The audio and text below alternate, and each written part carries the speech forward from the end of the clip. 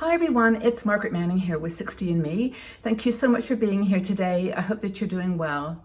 A lot of women in our 60 and Me community ask themselves, what is going to happen when I get older? Who is going to look after me? And elder care for women who do not have children or husband or partner is a very big concern these days. And I want to talk to you today about how you can plan your elder care if you don't have a spouse, partner, or child to support you. Now, children are a great backup. If you've got children, you don't want to be a burden on them, of course, but they are people that you can turn to if you have some kind of question or challenge or medical issue. They are there as a backup. And even though I know, as I said, we don't want to be a burden, it is a reality for many women. However, there are many women who do not have children. They made that decision in their lives, or for whatever reason, don't have that support system of adult children around them. And perhaps they are divorced or they never were married and just find themselves alone. Others are estranged from their adult children, and this is another whole topic that we have discussed in other videos. And I would encourage you, by the way, to go out to our YouTube channel, have a good look at the 1,700 plus videos that we have there on all these kinds of issues that are interesting and are relevant to women in their 60s. So just subscribe to the channel, just press that button and the notification bell as well. That will tell you when new videos are being released. So, new way of looking at elder care. If you're on your own, and maybe you could like to share with us in the comments, what your situation is, we can learn from it. But Carol Marak is a woman who started a Facebook group some time ago, and then it grew from there, of people she called elder orphans. And that phrase maybe has been modified and changed over the years, but it's a reality. Women who are alone as they get older. And Carol wrote an article, which I encourage you to read if you're in this situation, because in it she lists a lot of resources and email websites that you can go to.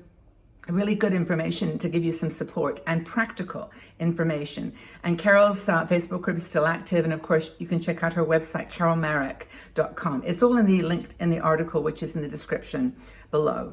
So did you know, for example, that an AARP survey found that women over 80, almost 12% have no children to support them. So they're completely by themselves. And the trend is that there are fewer children being born. So eventually there's going to be a gap between the number of older adult children who can look after their parents and then those, of course, that didn't have children and are by themselves. So what can we do? If you were never married, never remarried, maybe you're widowed, or your children you have no children, or they live far away, all these circumstances can put you in this category. What can you do? Well, first of all, get some support, because there are a lot of women in your same situation. So check out the Facebook group that I mentioned, and also just, connect in your neighborhood, connect in your community. Some things that Carol recommends that you can do is, for example, you can adopt a family. If you are, you've been in a neighborhood for a while and you know a family really well, you've, done things together over the years, ask them if they would help you. Ask them if perhaps if you agree to leave something in your will for them to cover their expenses, that you would like to be adopted by them, that you would like to become their, and as an older person, they could be someone that you could look to and you could turn to if you have any kinds of challenges. Another is to join and live in a joint household.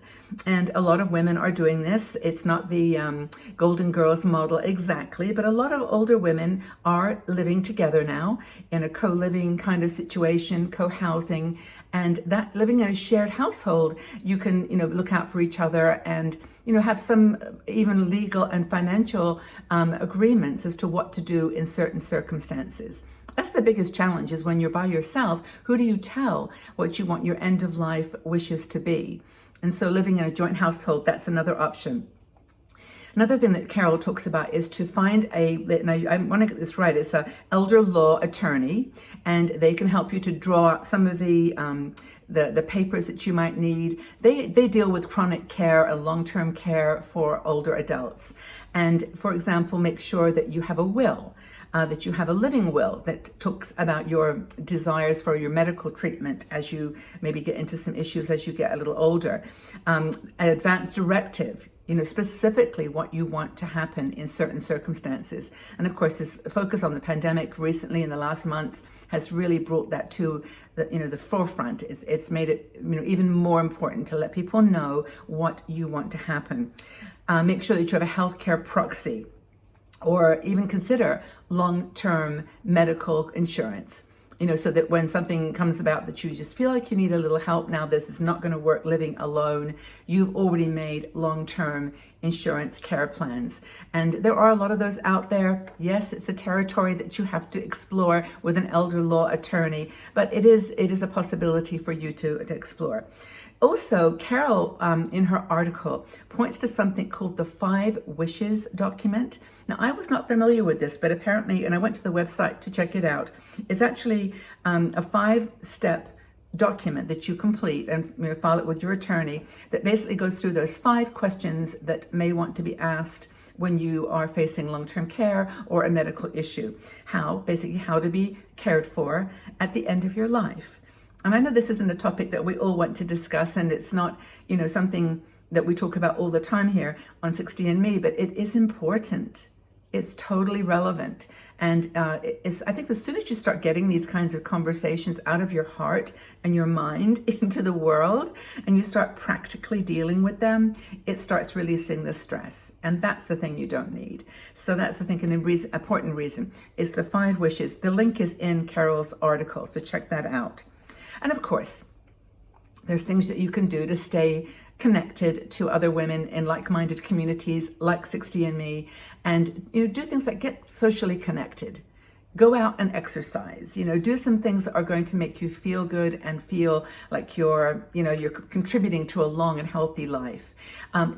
Make friends. We need girlfriends. We need guy friends. We need people in our lives as we get older. And especially if you do not have a family, you do not have that child network with grandchildren, and you just are on your own, you've got to stay socially connected. Exercise, eating well, of course, these are no silver bullets. I'm just repeating what we know is to be the case.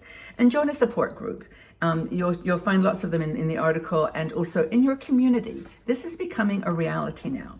So find people that are in the same situation as you. Be aware of support groups, organizations that are out there. And Carol lists a few. I won't give you all the web addresses, but the names of some of the ones that she suggests are the Family Caregiver Alliance. By the way, all this is going to be in the article, so you don't have to write it all down, but it's the Family Caregiver Alliance, the National Family Caregivers Association, National Family Caregivers Association. There's one called sharecancersupport.org, which is, of course, for people dealing with cancer, and then cancercare.org, of course. It's important that you make preparations now. I'm so happy that there are people like Carol and others now who have stepped up and said, hey, we can help you. This is not something that you need to be doing alone. I know that she started the Facebook community when she was still writing for 60andMe as a blogger. And it was just like 10 people, 20 people, and then it's thousands. So there are women out there. That group is called, by the way, I should get the exact name of it. It's Elder Orphans. It's Elder Orphans on Facebook. And she's also writing a book now about this aging alone process, and I think it's really, really valuable. So I hope that you have found this useful. The most important thing that Carol, just to underscore it again, is to talk to someone. If you don't have family, children, grandchildren, if you have no one to talk to, find an elder attorney that will listen to you, tell you what papers are necessary. Just make sure that you're okay. Just make sure that that you've got the things prepared that you need. Another thing is to communicate wishes to friends, any family, extended family that's not your direct family, but let them know what you're doing, how you're doing. I mean, it may not be your direct children, but it may be nieces and nephews, people who you can reach out to and say, hey, I'm 70 years old or 65 or whatever, and I could do with a little help here. I think that I'd like you to know, not so much help, I suppose it's more, I'd like you to know what I've got planned, what my wishes are, and in case something should happen, you'll know what to do or where to go to find the information that I've left. And of course, keep all your good records, make sure things are labeled and numbered, and and I even do this, and I've got family around me, but you just don't want to be a burden on people. You want to be self-sufficient, and that's really important. So, are you someone who does not have a spouse, partner, or children? Are you by yourself? Are you an elder orphan, as Carol would call you?